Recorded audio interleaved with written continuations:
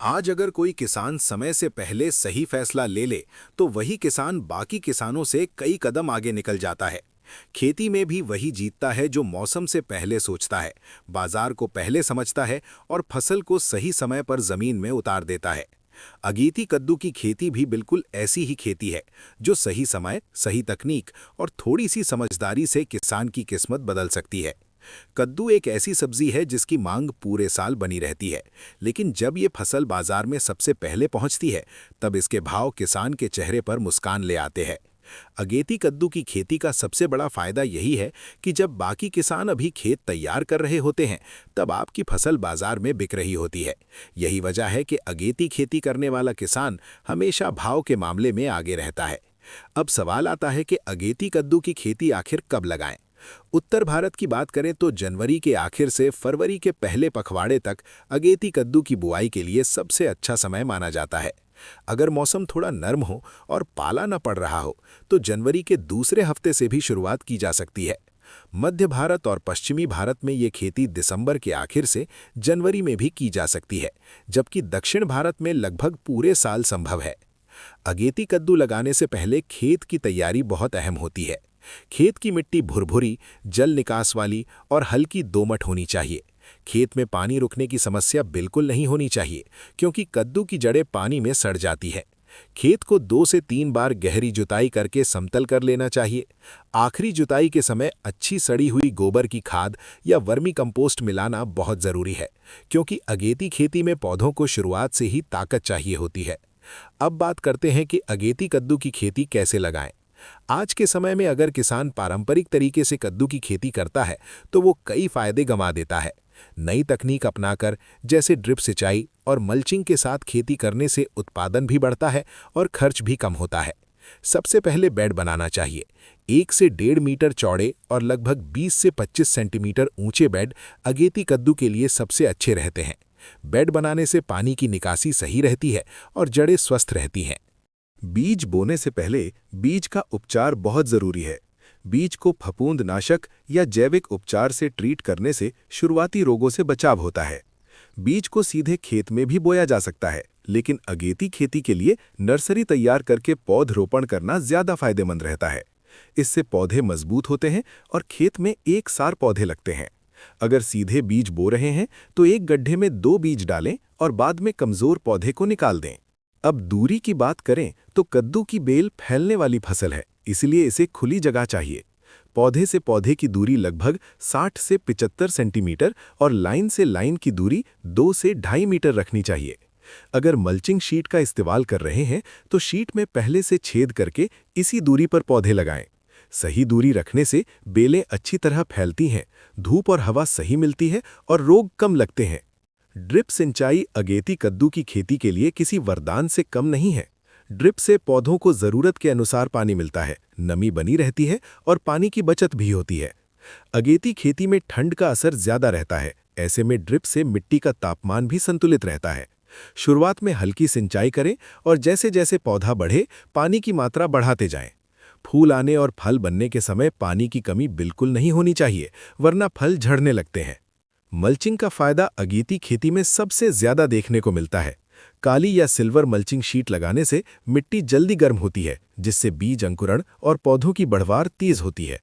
खरपतवार नहीं उगते, नमी बनी रहती है और फल जमीन से सीधे संपर्क में नहीं आते, जिससे सड़न और रोग कम लगते हैं। मल्चिंग से उत्पादन में 20 से 30% तक बढ़ोतरी देखी गई है। अब बात करते हैं नई तकनीक की। आजकल बहुत से किसान कद्दू की बेलों को नियंत्रित तरीके से फैलाते हैं, बेल प्रूनिंग करते हैं और सीमित फल ही पौधे पर रखते हैं। इससे फल का साइज बड़ा होता है और क्वालिटी भी बेहतर मिलती है। साथ ही जैविक खाद, जीवामृत, घन जीवामृत, नीम खली और सूक्ष्म पोषक तत्वों का सही समय पर प्रयोग करने से पौधा स्वस्थ रहता है। फूल आने के समय बोरॉन और कैल्शियम का छिड़काव करने से फल सेटिंग अच्छी होती है और फल गिरने की समस्या कम होती है। अब सबसे अहम सवाल, कितने दिन में अगेती कद्दू की फसल तैयार हो जाती है? सही देखभाल और अनुकूल मौसम में कद्दू की पहली तुड़ाई 45 से 55 दिन के अंदर शुरू हो जाती है। यही अगेती खेती की सबसे बड़ी ताकत है।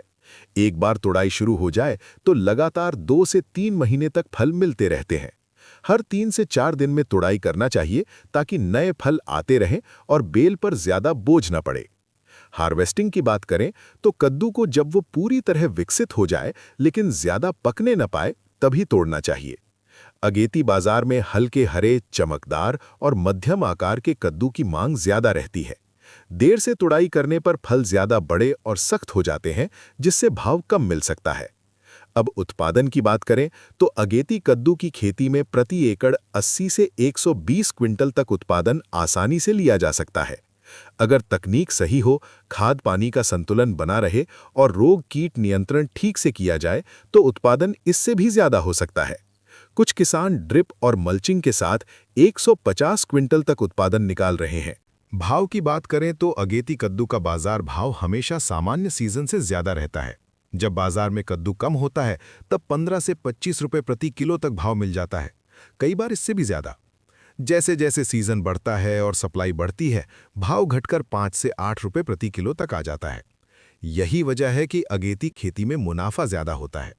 अगर 1 एकड़ से 100 क्विंटल उत्पादन होता है और औसत भाव 15 रुपए किलो भी मिल जाए तो किसान को अच्छी खासी आमदनी होती है। इस समय अगेती कद्दू लगाने के कई फायदे हैं। पहला फायदा है ज्यादा भाव, दूसरा फायदा है बाजार में जल्दी एंट्री, तीसरा फायदा है कि गर्मी शुरू होने से पहले फसल का बड़ा हिस्सा निकल जाता है, जिससे रोग कीट का प्रकोप कम रहता है। चौथा फायदा है कि खेत जल्दी खाली हो जाता है और किसान अगली फसल की तैयारी कर सकता है। लेकिन हर खेती की तरह इसमें भी कुछ समस्याएं आ सकती हैं, जिनका समय रहते समाधान जरूरी है। अगेती खेती में सबसे बड़ी समस्या ठंड और पाले की होती है।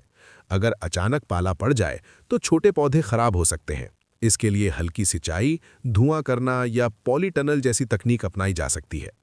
दूसरी समस्या कीट और रोग है, जैसे लाल मक्खी, माहू और फफूंद जनित रोग। समय समय पर निगरानी और जैविक या रासायनिक दवाओं का संतुलित प्रयोग जरूरी है। फूल आने के समय परागण की समस्या भी आ सकती है, खासकर ठंड के मौसम में। इसके लिए मधुमक्खियों को आकर्षित करना, फूलों पर हल्का पानी का छिड़काव या हाथ से परागण करना फायदेमंद हो सकता है। पोषक तत्वों की कमी से फल टेढ़े मेढ़े या छोटे रह सकते हैं, इसलिए संतुलित पोषण बहुत जरूरी है।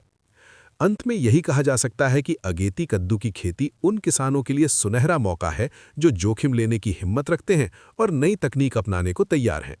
अगर सही समय पर सही फैसला लिया जाए तो यही खेती किसान की आर्थिक स्थिति को मजबूत बना सकती है।